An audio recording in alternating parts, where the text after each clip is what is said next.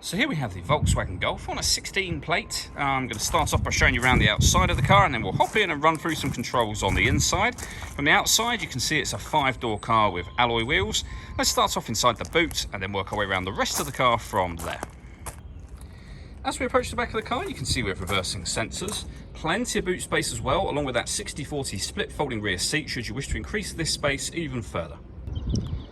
Okay, so we're just going to work our way back round to the front of the car, and then we'll hop in and run through some controls on the inside. But now that we've done a full circle of it, you can see it's in excellent condition the whole way round.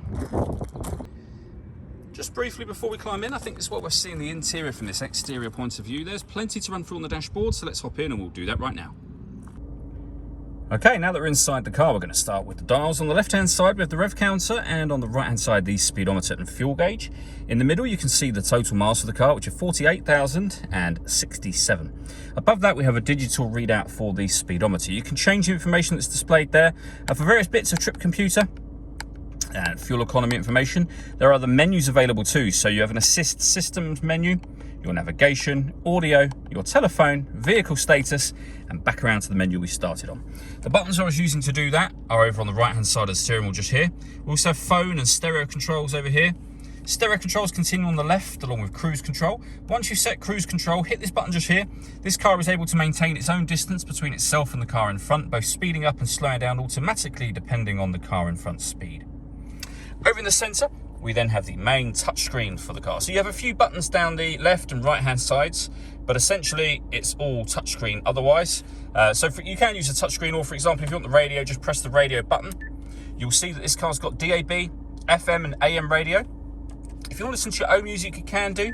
There's a few different ways of doing that, as you can see. And they include Bluetooth audio. So once you pair up your phone, you can make and receive phone calls, but you'll also be able to stream your music wirelessly as well. And pairing your phone is done by hitting the phone button and following the instructions on screen. This car's also got satellite navigation. As you can see, it's a nice clear colour display, very, very easy system to use. Below that, we then have the air conditioning. So you can determine the temperature, fan speed, and the direction the air is being distributed in. The air conditioning is on at the minute, so off, back on again. You can recirculate the air that's in the car. That's a great way of heating up or cooling it down quickly depending on the temperature you set here. It's off when the light is not on. We have a heated driver seat and heated passenger seat, both with 3 different heat settings for each seat. And then below that, we have this section which opens up to reveal some storage. Also, your USB and auxiliary inputs are in there for your music. We have a 5-speed manual gearbox. We can turn the parking sensors on and off. This button turns off the stop and start. This car is designed to cut out when it's stationary in traffic to save you fuel. That system is off when the light shows. And the final button just there will change the driving mode for the car. So you can put it into Eco, Normal, Sport, or Individual. And under Individual, you can customize those different settings. All that leaves me to say is thank you for taking the time to watch this video. If you'd like to come and see the car in person and have a test drive, please feel free to give us a call here at Surrey Specialist Cars. We'd love to hear from you soon.